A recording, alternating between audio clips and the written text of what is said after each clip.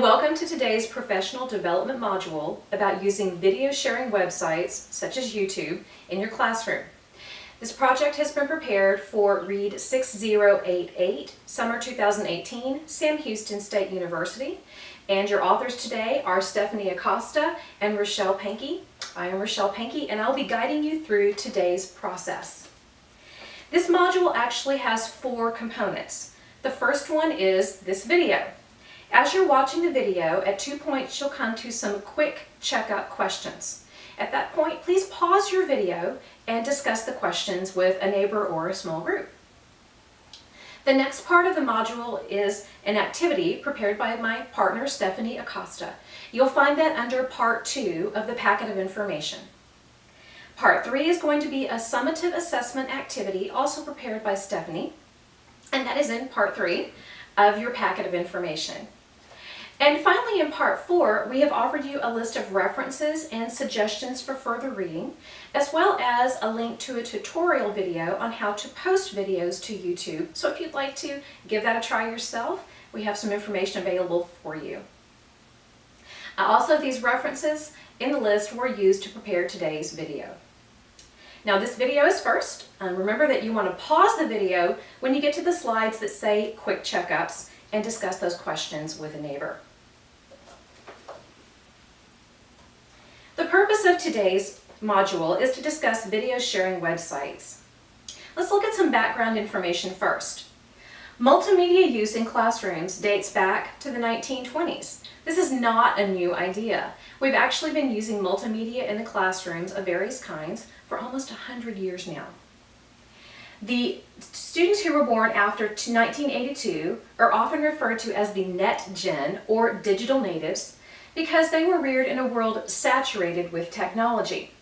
Now, research suggests that these students have different styles of learning as a result.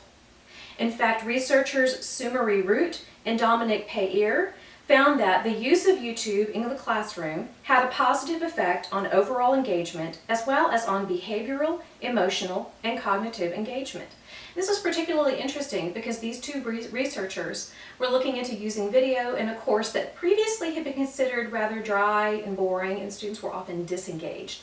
Introducing videos changed all that.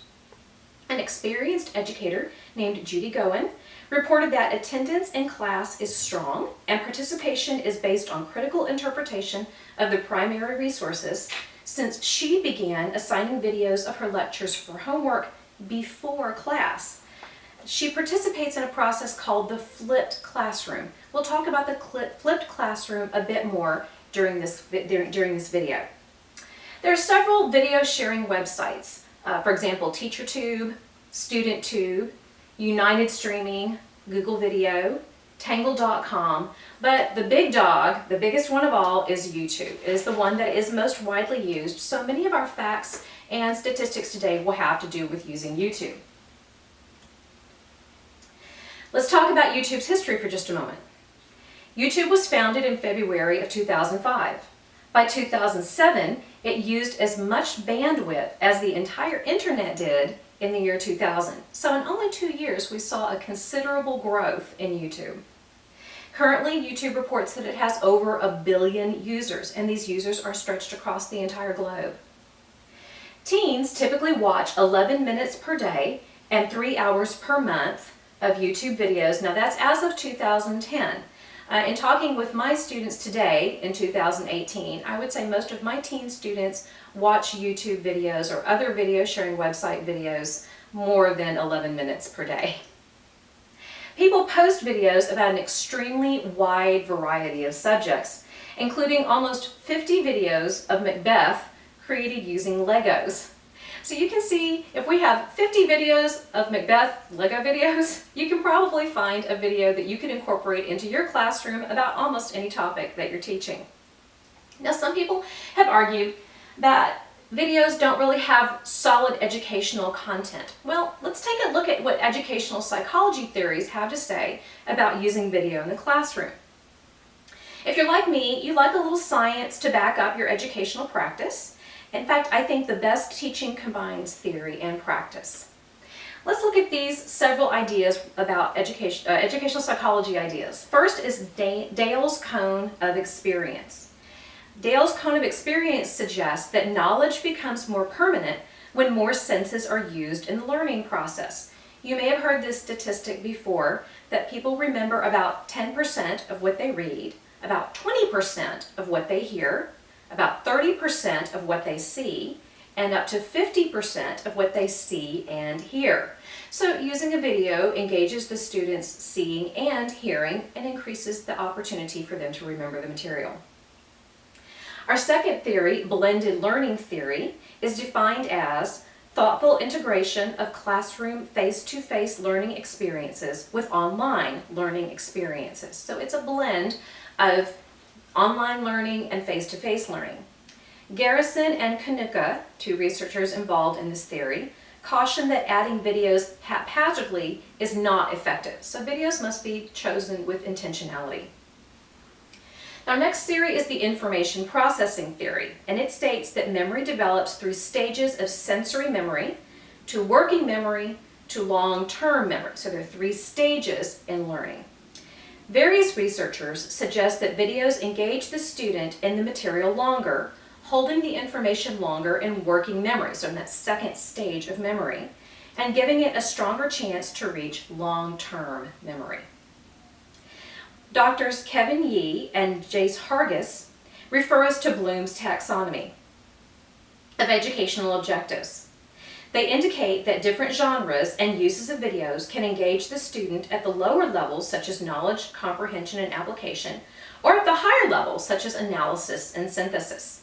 Let's go back up just a moment to the dual coding hypothesis. Dual coding hypothesis has to do with multiple pathways being used in the brain to reach the same information. It states that when simultaneous verbal and pictorial representations are encoded in memory, redundant retrieval routes are provided to the same information, thus heightening the chances of retrieval. So if the brain formulates 2 different pathways to get to the same piece of knowledge, the brain is more likely to find that piece of knowledge. Sort of like if you have 2 different routes to get to your destination, you're more likely to get there. Again, just to review, Bloom's taxonomy says that videos can appeal to the lower levels of understanding, or we can use them even to work with the higher levels, such as analysis and synthesis.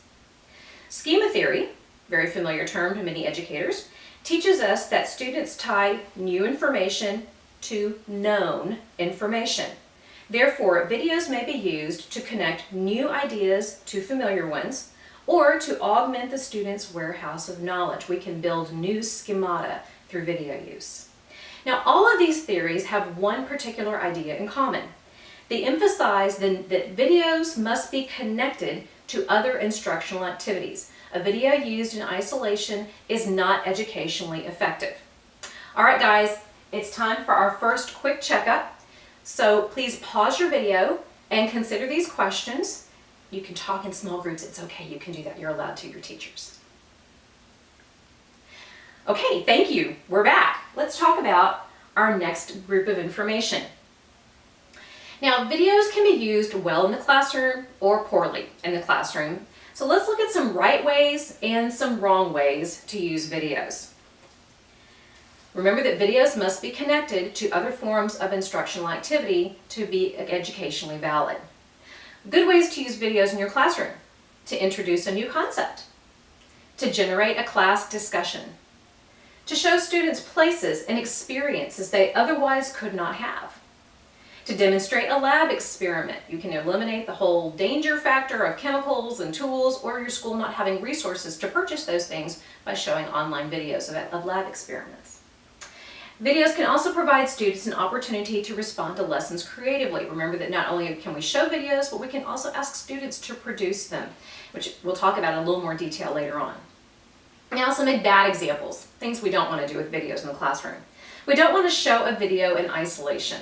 Just a video by itself doesn't really make sense. It needs to be embedded as part of an overall instructional plan. You don't want to use videos just to kill class time. Now, granted, we have some fun time, video time, maybe at the end of the year or before a holiday, but we need to use our class time for its best educational benefit most of the time. You also don't want to use a video to further a personal agenda or political cause. Now, if you wanted to discuss a political issue and have give your students the opportunity to have a discussion about it, you could show videos that show multiple perspectives on the issue, but you don't want to provide a slanted, one-sided discussion. You don't want to show video just for fun, just like we mentioned earlier. It's okay to do this every once in a while for holidays, special days, but we want to use our class time wisely. And finally, a bad use is to have students create videos to avoid grading papers. Digital literacy is a very important form of literacy. However, we don't want to neglect other forms of literacy as well. And we don't want to take a shortcut. We want to be excellent teachers. Remember that videos are connected to instructional activities. They do not replace instructional activities. Now that we've looked at some good ways and some bad ways to use video in the classroom, I'm going to talk about the three most common ways or three most common functions that teachers currently are using to implement video in the classroom.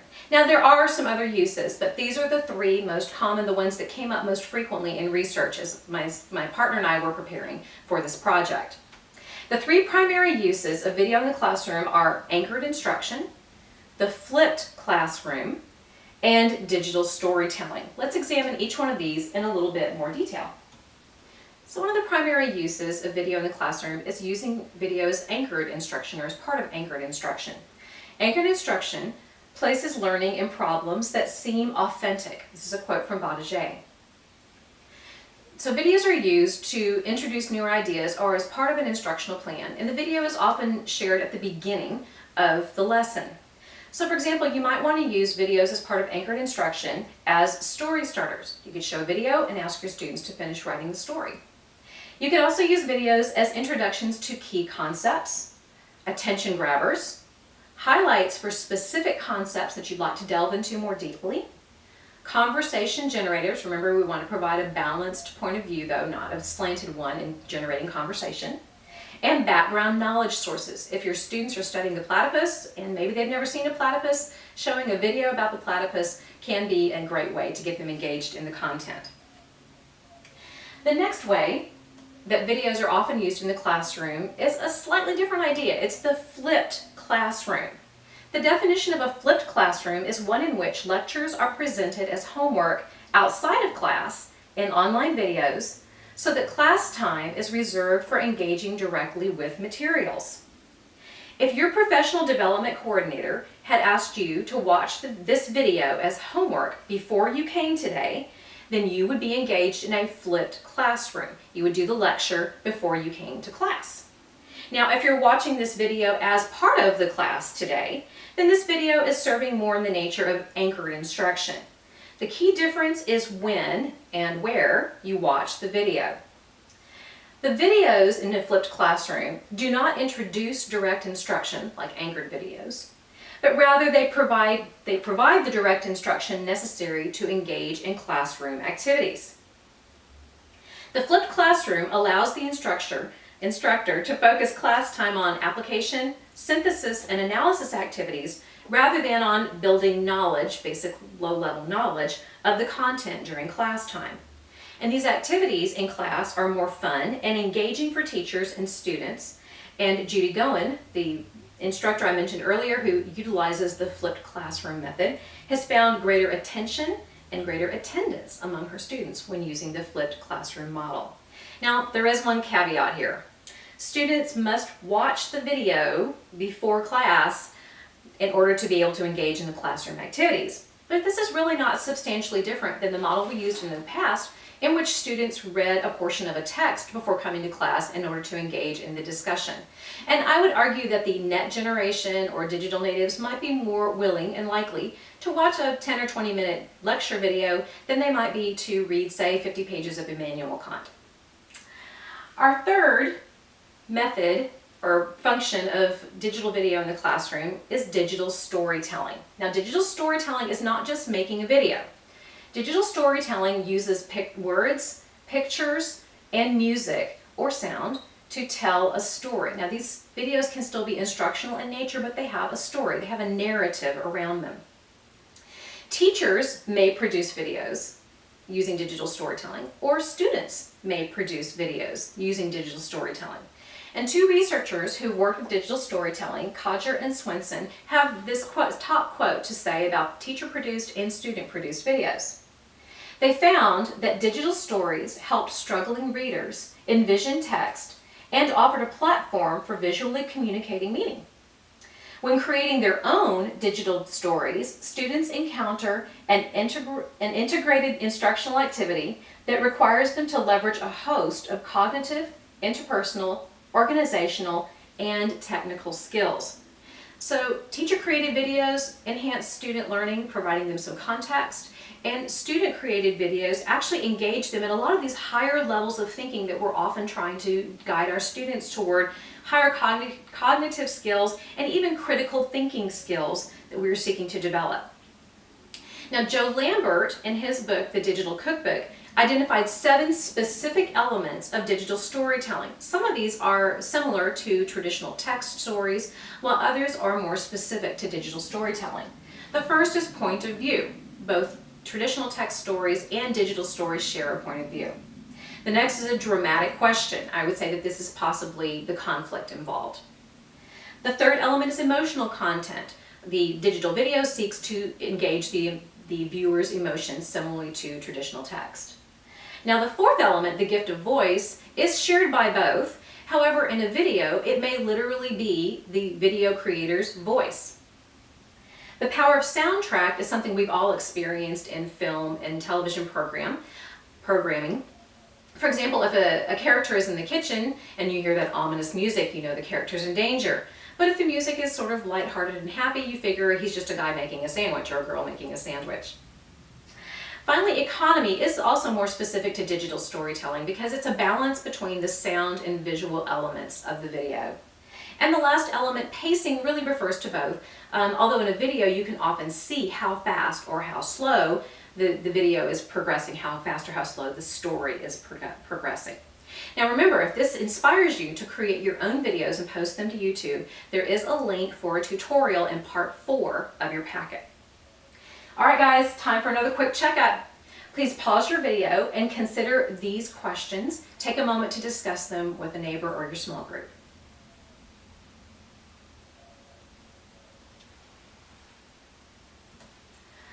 Alright guys, I hope you enjoyed your quick checkup discussion. Now we are going to conclude our presentation and I'm going to show you some references to help you out. In conclusion, there are many video sharing websites available, though YouTube is one of the most widely used. Using videos as part of classroom instruction is supported by educational psychology theories. However, videos must be tied to other classroom activities, instructional activities, not just shown for fun or in isolation to be educationally effective. Videos are most commonly employed as elements of anchored instruction, the flipped classroom, and digital storytelling. Digital storytelling may be generated by teachers for instructional purposes or by students in response to instruction. Remember, the most important point is that videos must be tied to other instructional activities. Now, I do have a note of caution that I want to share with you today. The teacher should carefully monitor all video sharing website activity in the classroom because some posted content is not appropriate for school. Also, consider using the unlisted or private settings when students post videos so that only authorized people may access those videos. We certainly want to protect our students as they post videos, and we want to protect them as we use videos in the classroom so that we don't end up with students who look like this at the end of a day. Finally, I have a few references listed here for you. Again, these are the references that we used in preparing this video and in preparing your packet of information. And this information is also available in your packet under Part 4. Now that you have completed the video, you are ready to go on to the activity. Refer to Part 2 in your packet for instructions. After your activity, you will also have a summative assessment. It's an activity, don't worry, it's not like a multiple choice quiz or anything. And that summative assessment is also found in Part 3 of your packet. I thank you very much for your kind attention. I hope you found this information helpful, and I hope you enjoyed the activity. Thank you.